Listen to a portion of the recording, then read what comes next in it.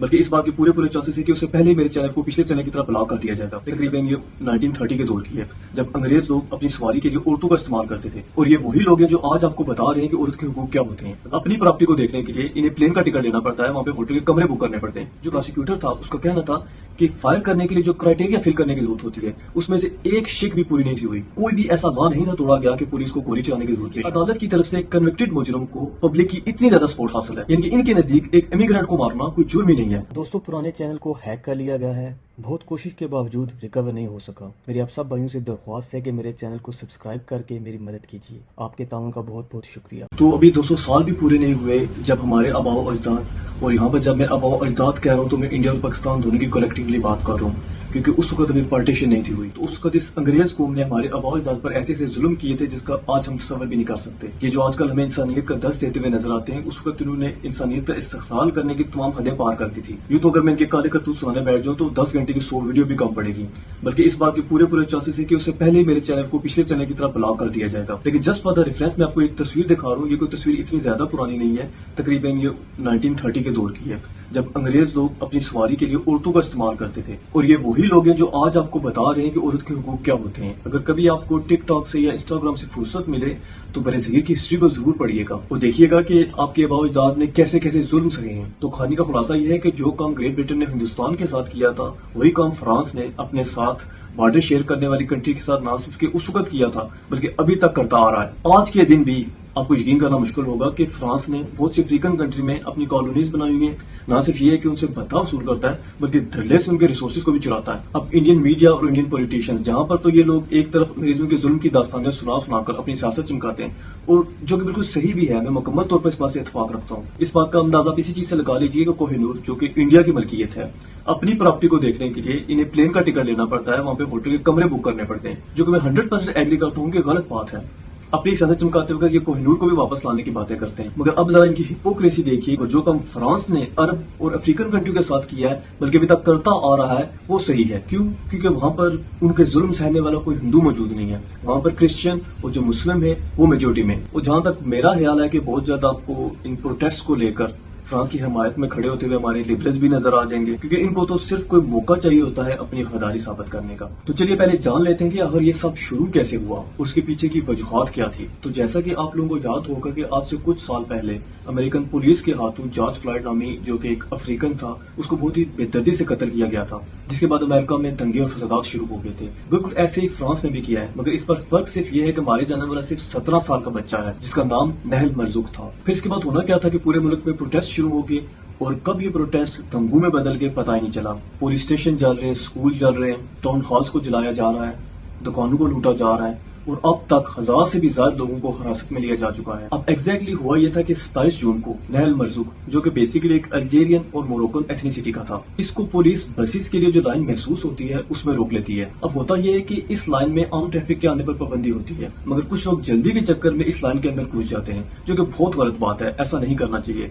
ला चाहे छोटा हो या बड़ा, एक जिम्मेदार शहरी को उसको फॉलो करना चाहिए। अब नहर को पहली बार रोकने के बाद 2 नैरेटिव्स हैं, एक वो जो पुलिस के हैं और एक वो है जो आई विटनेसेस के हैं। अब इन आई विटनेस में ना सिर्फ ये है कि मुस्लिम शामिल हैं बल्कि जो फ्रेंच की आम पब्लिक है वो भी शामिल है। अब पहले पुलिस की बात कर लेते हैं। तो बकौल पुलिस के सबसे पहले तो उन्होंने नहर को रोकने की कोशिश की, जब वो नहीं रुका तो उन्होंने उसका पीछा किया। अब चूंकि ट्रैफिक बहुत ज्यादा थी इसलिए वो इतना ज्यादा दूर नहीं जा सका और पुलिस ने एक बार फिर उसे रोक लिया। अब पुलिस का कहना था कि उन्होंने नोटिस किया कि जो नहर की गाड़ी थी उसका जो नंबर था वो पोलिश था। अब बकौल पुलिस के जब पुलिस ने उससे नंबर के बारे में पूछताछ की तो वो घबरा गया, उसने गाड़ी भगा दी, जिस पर पुलिस ने उस पर गोली चला दी। इसका मकसद नहल को मारना तो नहीं था, लेकिन वो एक गोली नहल की जान लेने का बायस बन गई। वो गोली सीधी उसके सर पर लगी और वो मौके पर ही दम तोड़ गया। अब अगर आई विटनेस की बात की जाए तो उनका कहना था कि पुलिस ने नहल को मारना पहले शुरू किया, जिसके बाद घबराहट में उसका ब्रेक पर से पैर उठ गया और गाड़ी आगे निकल गई, जिसके बाद पुलिस ने पीछे से गोली चला दी। अब यहाँ पर एक बात समझने की है कि ये जो महसूस लाइन में घुसने का कानून तोड़ना ये बहुत ही ज्यादा कॉमन है। दिन में कई ऐसे वाकयात होते हैं जब लोग जल्दी में इन लाइन्स में घुस जाते हैं। अब अगर लोगों की माने तो उनका कहना यह है कि जब इस किस्म के कोई छोटे वाकयात में कोई इमिग्रेंट शामिल होता है तो उस वक्त फ्रेंच पुलिस उसको ज्यादा तंग करती है। और ये मैं बात अपने से नहीं कह रहा, इन इमिग्रेंट की तरफ से हजारों ऐसी शिकायत हैं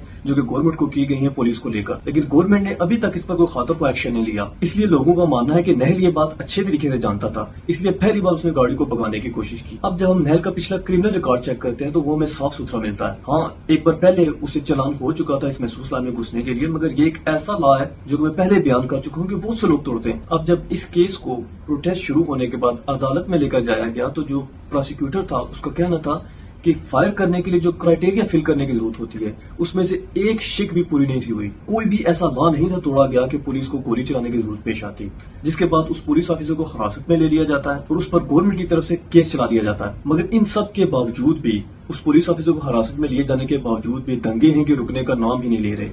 45,000 سے زائد پولیس لگی ہے اس وقت ان دنگوں کو کنٹرول کرنے میں, اور ان دنگوں میں 12 سال کے بچے بھی شامل ہیں. اب یہاں پر نہل کی دادی کا سٹیٹمنٹ میں آپ کو بتانا چاہتا ہوں کہ ان کا کہنا ہے کہ ان تمام دنگوں کا نہل کی موت سے کوئی تعلق نہیں ہے, یہ صرف اور صرف ایک پولیٹیکل ایجنڈا ہے. جیسے مثال کے طور پر اس سے پہلے ایک امیگرینٹ کو 20 بار اپیل کرنے کا حق حاصل ہوتا تھا, مگر اب نئے قانون کے حساب سے وہ یہ حق صرف 4 بار استعمال کر سکتا تھا, جس سے جو امیگرینٹس تھے وہ بہت زیادہ ناراض تھے اور انہیں دنگوں کی صورت میں اپنا غصہ حکومت پر نکالا. اب یہاں پر آ کر ایک بار پھر 2 نیریٹیوز بن جاتے ہیں. جو ایک نیریٹیو ہے بہت ہی زیادہ سادہ ہے, وہ یہ ہے کہ چونکہ جو مسلمانوں کا کلچر ہے وہ فرانس کے لوگوں سے بہت زیادہ مختلف ہے, اس لیے جو مسلمان ریفیوجی تھے وہ فرانس میں انٹیگریٹ نہیں کر سکے, اور جو کلچر ڈفرینس ہے اس کی وجہ سے یہ کلیشز ہو رہے ہیں. مگر اب جو دوسرا نیریٹیو ہے اس سے آپ کو اس ساری سچویشن کو سمجھنے میں زیادہ آسانی ہوتی ہے. جیسا کہ میں نے آپ کو ویڈیو کے شروع میں کہا تھا کہ جو کام گریٹ برٹن نے ہندوستان کے ساتھ کیا تھا وہی کام فرانس نے عرب اور افریقن کنٹری کے ساتھ کیا تھا. اب دنیا کو یہ دکھانے کے لیے کہ فرانس کو اپنے کیے گئے کاموں پر پچھتاوا ہے, فرانس نے ان کنٹریز سے امیگرینٹس کو لینا سٹارٹ کر دیا تھا. مگر امیگرینٹس کے لینے کے بعد فرانس نے کچھ ایسے قانون بنائے جو کہ نہ صرف یہ کہ مسلمانوں کے لیے انتہائی زیادہ تکلیف دہ تھے, بلکہ ان قانونوں کو لے کر ان پر کافی زیادہ کریٹیسائز بھی کیا گیا. اب آپ یہ مت کہیے گا کہ یہ سب باتیں میں اپنے سے کر رہا ہوں,